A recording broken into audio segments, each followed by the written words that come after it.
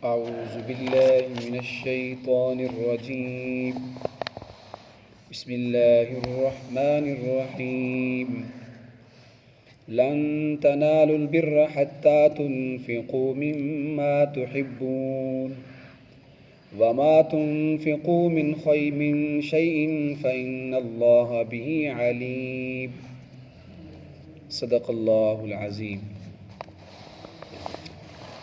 چوتھا سپارہ سورۃ آل عمران کی آیت نمبر 90 آپ حضرات کے سامنے تلاوت ہوئی ہے۔ اس آیت کا ترجمہ ہے لن تنالوا البر حتى تنفقوا مما تحبون، تم نیکی کے اعلیٰ درجے کو اس وقت تک نہیں پہنچ سکتے جب تک کہ تم اپنی پسندیدہ محبوب چیز کو خرچ نہ کرو۔ وما تنفقوا من شیء، اور جو چیز بھی تم اللہ کے راستے میں خرچ کرتے ہو فإن اللہ بہ علیم، بس بے شک اللہ اس کو جاننے والا ہے۔ گزشتہ آیات میں یہ بتلایا گیا تھا کہ اگر کوئی کافر زمین کے بھراؤ کے برابر بھی سونا چاندی اللہ کے راستے میں فدیہ دے تو وہ اس سے قابل قبول نہیں ہے، کیونکہ کافر کا ایمان نہیں ہے، اور نیکی کے قبول ہونے کے لیے ایمان بنیاد ہے۔ کافر چونکہ بے ایمان ہے، اس کا ایمان نہیں ہے، زمین کے بھراؤ کے برابر، زمین آسمان کے نیچے جتنا خلا ہے، اگر بالفرض والمحال اس کے پاس اتنا سونا چاندی ہو اللہ کے راستے میں دے پھر بھی قبول نہیں ہے۔ لیکن اگر مومن مسلمان آدمی کوئی معمولی سی چیز، چھوٹی سی چیز بھی اللہ کے راستے میں دے دے تو اس سے اللہ تعالیٰ دائیں ہاتھ میں اس کو قبول فرماتے ہیں۔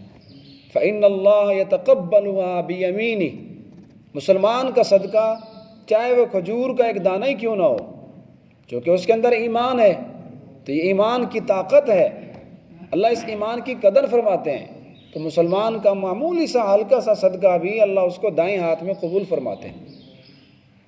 حدیث پاک میں آتا ہے کہ ایک آدمی جو مومن مسلمان ہوتا ہے وہ اللہ کے راستے میں اگر 1 درہم اللہ کے راستے میں صدقہ کر دے، اللہ اس کو دائیں ہاتھ میں قبول فرماتے ہیں۔ ثم یربیہ، پھر اللہ کے راستے میں دیے ہوئے اس 1 درہم، 1 روپے کو اللہ تعالیٰ بڑھاتے رہتے ہیں، بڑھاتے رہتے ہیں، اس میں اضافہ کرتے رہتے ہیں، یعنی اس کے ثواب میں۔ آگے حضور نے مثال سے سمجھایا کما یربی احدکم فلوا، جیسے تمہارے پاس کسی آدمی کے پاس گھوڑے کا ایک چھوٹا سا بچہ ہو، اس کے آدمی پرورش کر رہا ہوتا ہے، اس کو پال رہا ہوتا ہے، ایسا ایسا بڑا ہوتا رہتا ہے۔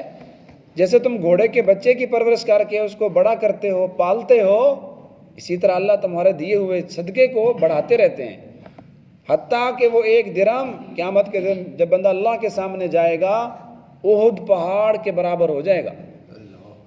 تو یہ ہے ایمان کی طاقت۔ تو ایمان والا معمولی صدقہ بھی کرے، اللہ کے راستے میں دے تو اس کی بڑی قدردانی ہے، اس کا دیا وہ صدقہ ضائع نہیں ہوتا۔ اور یہاں سے اللہ تبارک و تعالی ہمیں ہدایت دے رہے ہیں کہ تم نے جو چیز صدقہ کرنی ہے تو کیسے کرنی ہے، کیا چیز صدقہ کرنی ہے۔ فرمایا تم نیکی کے اعلیٰ درجے کو تب تک نہیں پہنچ سکتے جب تک کہ اپنی محبوب سے محبوب چیز اللہ کے راستے میں نہ دو۔ اللہ کے راستے میں فی سبیل اللہ، مدرسے میں، مسجد میں کسی غریب، فقیر، مسکین، مستحق آدمی کو گھٹیا چیز نہ دو، ردی چیز نہ دو۔ اس سے منع کیا اللہ پاک نے۔ تیسرے سپارے میں ارشاد ہے، اللہ پاک فرماتے ہیں وَلَا تَتَيَمَّمُوا الْخَبِيثَ، اللہ کے راستے میں گھٹیا ردی چیز دینے کا ارادہ نہ کرو۔ وَلَسْتُمْ بِآخِذِهِ إِلَّا أَن تُغْمِضُوا، کہ تم اس کو خود لینے کے لیے تیار نہیں ہو۔ اگر کوئی تمہیں دے بھی صحیح گھٹیا چیز تو تم آنکھیں بند کر کے بڑے شرم سے لوگے، جب خود نہیں لیتے تو گھٹیا چیز اللہ کے راستے میں کیوں دیتے ہو؟ کھٹے چاول، کھٹا سالن، اس طرح کی اور گھٹیا چیزیں، سبزیاں وغیرہ لوگ مدرسوں میں بھیج دیتے ہیں۔ میں نے پہلے کئی دفعہ عرض کیا، جانور نے زہر کھا لی، مرنے کے قریب ہے، مولوی صاحب کو فون کر دیا، محتمم صاحب کو، کہ ہماری گائے ہے تھوڑی بیمار ہے، اس کو لے جاؤ۔ میں بھی ایک مدرسے میں رہا ہوں، کئی دفعہ ایسا ہوا کہ لوگ جانور بھیجتے تھے، ہم اس کو ذبح کرتے تو گوشت میں بدبو ہوتی، بجائے کھانے کے اس کو ہم باہر پھینک کر آ جاتے، پوری گائے، پوری بھینس۔ بعد میں تحقیق سے پتہ چلتا ہے اس نے زہر کھائی تھی، اس نے کوئی ایسی چیز کھا لی، طبیعت خراب ہے، مدرسے میں بھیج دو۔ مفتی عبدالجلیل صاحب دامت برکاتہم العالیہ کے بارے میں آتا ہے کہ ایک بندہ شادی کے بعد جو ہے وہاں 3-4 دیگیں لے کر آیا، کہنے لگا حضرت جی ہماری شادی تھی، بس یہ 3 دیگیں چاولوں کی بچ گئی، ہم نے کہا مدرسے میں بھیج دیں۔ سخت غصے میں آ گئے، فرمایا دفع ہو جا، لے جا، ہمیں ضرورت نہیں ہے، یہ کہنے کی کیا ضرورت تھی کہ بچ گئی ہیں ہم نے بھیج دیں، ویسے کہہ دیتے کہ ہم نے اللہ کے راستے میں مدرسے میں دے دی ہیں، جب بچ گئی ہیں تم سے پتہ نہیں بچہ ہوا ہے کیسا ہے، آپ کہتے ہو مدرسے میں دے رہے ہیں۔ کئی علماء محتممین ماشاءاللہ مستغنی ہوتے ہیں، وہ اس طرح کی چیزیں نہیں لیتے، لیکن چھوٹے مدارس والے بیچارے غریب محتاج ہوتے ہیں، جیسی کیسی بھی چیز ہو وہ اس کو لے لیتے ہیں۔ تو گھٹیا چیز خدا واسطے مدرسے میں نہ بھیجیں، خاص طور پہ جو مہمانان رسول ہوتے ہیں، مدرسے میں پڑھنے والے طلباء، اعلیٰ سے اعلیٰ چیز ان کے لیے بھیجیں، معیاری چیز ان کے لیے بھیجیں۔ اور یہاں اللہ پاک فرما رہے ہیں دیکھو تم اللہ کے راستے میں وہ چیز خرچ کرو مما تحبون، جو تمہیں سب سے زیادہ پسند ہو، وہ اللہ کے راستے میں دو، پھر تم تقوی اور نیکی کے اعلیٰ درجے کو پہنچو گے۔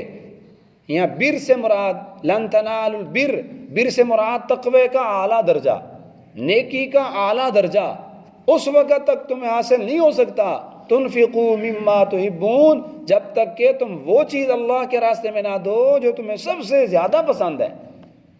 حضرت حسن بصری رحمہ اللہ فرماتے ہیں کہ جو کوئی مسلمان آدمی اپنی پسندیدہ چیز اللہ کے راستے میں دے، اپنی محبوب چیز اللہ کے راستے میں دے، چاہے وہ کھجور کا ایک دانہ ہی کیوں نہ ہو، اگر اس کو کھجور بہت زیادہ پسند ہے، ایک دانہ وہ اللہ کے راستے میں دے تو وہ اس آیت کا مصداق ہے، یہ فضیلت اس کو حاصل ہوگی۔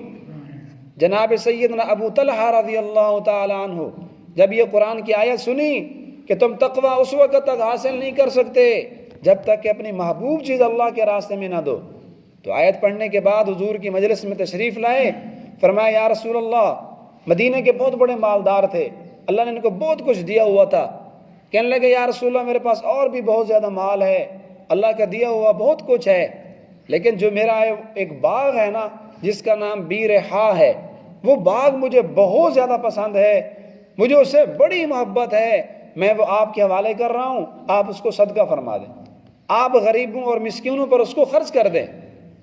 حدیث میں آتا ہے حضور علیہ السلام نے 2 دفعہ فرمایا بخن بخن، واہ واہ کیا بات ہے۔ ابو طلحہ نے قرآن کی اس آیت پہ عمل کر لیا کہ جب تک محبوب چیز اللہ کے راستے میں نہیں دو گے تقوی اور نیکی کا اعلیٰ درجہ تمہیں نہیں ملے گا۔ آپ نے فرمایا واہ واہ تو نے کیا کمال کر دیا۔ تو پھر آپ نے فرمایا کہ یہ باغ جو ہے اپنے رشتہ داروں پر خرچ کر دو، اس لیے کہ انسان کے سب سے زیادہ مستحق، زیادہ حقدار اس کے رشتہ دار ہیں۔ وَآتِ ذَا الْقُرْبَى حَقَّهُ، اللہ پاک فرماتے ہیں ذوی القربہ، رشتہ داروں کو، قرابت والوں کو ان کا حق دو، لیکن رشتہ داروں کو دینے میں بھی شرائط ہیں۔ پہلی شرط یہ ہے وہ رشتہ دار قرابت دار مسلمان ہونا چاہیے، اگر وہ کافر مشرک ہے تو اس کو زکوٰۃ، فطرانہ یہ چیزیں دینا بالکل جائز نہیں ہے۔ اور دوسری شرط یہ ہے کہ وہ دیندار بھی ہو، اگر وہ قرابت دار رشتہ دار بے ایمان ہے، فاسق فاجر ہے، بے دین ہے، پھر اس کو زکوٰۃ فطرانہ دینا جائز نہیں ہے، اس لیے کہ عقائد عالم صلی اللہ علیہ وسلم نے فرمایا لا یأکل طعامک الا تقی، تیرے گھر کا کھانا متقی آدمی کھائے، عالم دین تمہارے گھر کھانا کھائیں، متقی لوگ کھائیں، اولیاء اللہ کھائیں، نمازی تمہارا کھانا کھائیں، روزہ دار تمہارا کھانا کھائیں، فاسق فاجر جو بے دین لوگ ہیں تیرا کھانا وہ نہ کھائیں۔ یہ حضور کے فرامین ہیں، حضور کی ہدایات ہیں۔ اس لیے کہ اگر تم نے فاسق کی دعوت کی، کسی بدماش شرابی کی تم نے دعوت کی، تو تمہارے کھانے سے وہ طاقت حاصل کر کے مزید بدماشی کرے گا، مزید اللہ کی نافرمانی کرے گا، تو اس کی نافرمانی میں آپ کا بھی حصہ شامل ہوگا۔ اگر کسی فاسق کو آپ نے کھانا کھلایا، اس کو پیسے دے دیے، تو اس کے گناہ میں آپ نے تعاون کیا۔ اس لیے رشتہ دار کو صدقہ خیرات دیا جا سکتا ہے، لیکن شرط یہ ہے کہ بے دین نہ ہو، فاسق فاجر نہ ہو، ورنہ آپ کی گناہ پر اس کی مدد ہوگی۔ تو رشتہ داروں کو دو۔ تو سیدنا ابو طلحہ رضی اللہ تعالیٰ عنہ نے حضور کے اس اشارے کے مطابق پورے کا پورا باغ جو آپ کو بہت زیادہ پسند تھا وہ سب رشتہ داروں میں جا کے تقسیم کر دیا۔ حضرت عمر رضی اللہ تعالیٰ عنہ کے بارے میں آتا ہے سیدنا ابو موسیٰ اشعری رضی اللہ تعالیٰ عنہ کو خط لکھا، فرمایا میرے لیے ایک باندی خرید کر بھیجو۔ تو جب انہوں نے باندی لے کر بھیجی تو آپ نے دیکھا آپ کو بہت زیادہ پسند آئی، بہت خوبصورت لگی۔ دیکھتے ہی یہ آیت پڑھی لن تنالوا البر حتى تنفقوا مما تحبون، تم نیکی کا اعلیٰ درجہ اس وقت تک تمہیں نہیں ملے گا جب تک کہ محبوب چیز اللہ کے راستے میں نہ خرچ کرو۔ فوراً فرمایا اعتقتک للہ، اے باندی میں نے تجھے اللہ کی رضا کے لیے آزاد کر دیا۔ ان کے صاحبزادے جناب عبداللہ ابن عمر رضی اللہ تعالیٰ عنہ کے بارے میں بھی آتا ہے کہ انہوں نے بھی ایک ان کی باندی تھی، بہت زیادہ خوبصورت تھی، انہوں نے بھی اس کو اللہ کے راستے میں آزاد کر دیا۔ آزاد کرنے کے بعد فرمانے لگے کہ اللہ کا حکم ہے کہ جو چیز اللہ کے راستے میں دو پھر اس کو واپس نہ لو۔ اگر یہ بات نہ ہوتی تو میرا بڑا دل کرتا ہے میں اس باندی سے نکاح کر لوں، لیکن مجھے سب سے زیادہ محبوب تھی اس لیے میں نے اللہ کے راستے میں دے دی۔ سیدنا عمر ابن عبدالعزیز رحمہ اللہ، ان کے بارے میں آتا ہے کہ یہ شکر اللہ کے راستے میں شکر کی بوریاں خرید کر غریبوں میں تقسیم کرتے۔ کسی نے پوچھا بھی آپ شکر کی بوریاں تقسیم کرتے ہو، اس کی قیمت صدقہ کر دیا کرو، یہ کیا تکلف کرتے ہو کہ پہلے اس کی بوریاں خرید کے آتے ہو پھر اللہ کے راستے میں دیتے ہو؟ تو کہنے لگے لن تنالوا البر حتى تنفقوا مما تحبون، اللہ فرماتے ہیں محبوب چیز اللہ کے راستے میں دو۔ تو مجھے شکر بڑا پسند ہے، شکر سے مجھے بڑی محبت ہے، اس لیے میں شکر خرید کر دیتا ہوں تاکہ میرا اس آیت پر عمل ہو۔ ہمیں یہ ہدایت ہے، ہمارے لیے ارشاد ہے کہ اللہ کے راستے میں محبوب چیز دو۔ جس چیز پر تمہیں زیادہ دل کر رہا ہے نا، دل دینے کو دل نہیں کرتا، وہی اللہ کے راستے میں دو۔ محبوب سے محبوب چیز دو، پھر ہوگا بر کا اعلیٰ درجہ، پھر ہمیں ملے گا تقوی کا، نیکی کا اعلیٰ درجہ، اللہ کی رضا کا اعلیٰ درجہ ہمیں نصیب ہوگا۔ تو اس پر صحابہ کے، حضرات تابعین، علماء کرام، اولیاء کرام کے سینکڑوں واقعات ہیں کہ انہوں نے اللہ کے راستے میں اپنی محبوب اور پسندیدہ چیز دی۔ گھٹیا چیز دینا یہ اللہ کے نام کی توہین ہے۔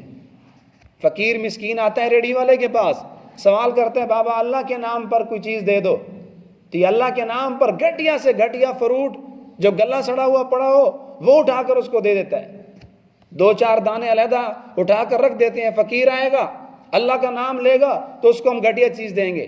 یہ اللہ کے نام کی ہم نے قدر کی، اس نے اللہ کا نام لیا اور ہم نے اللہ کے نام پہ گھٹیا سے گھٹیا چیز دے دی، یہ اللہ کے نام کی توہین ہے، نہ دو اس کو۔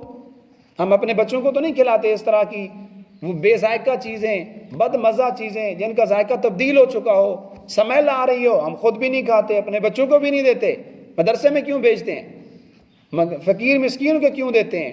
اللہ نے فرمایا وَمَا تُنْفِقُوا مِنْ شَيْءٍ فَإِنَّ اللَّهَ بِهِ عَلِيمٌ، دیکھو جو چیز بھی تم اللہ کے راستے میں خرچ کرتے ہو نا، من شے، کوئی چیز بڑی ہو چھوٹی، معمولی ہو یا بہت بڑی چیز، فَإِنَّ اللَّهَ بِهِ عَلِيمٌ، اللہ کو اس کا پتہ ہے۔ اللہ تعالیٰ تمہارے صدقات دیکھ رہے ہیں، تمہاری نیت کو بھی دیکھ رہے ہیں، تمہارے دیے ہوئے صدقے کو بھی اللہ پاک نوٹ فرما رہے ہیں، اس کے مطابق تمہیں اجر ملے گا۔ اللہ پاک ہمیں ان باتوں پر عمل کی توفیق عطا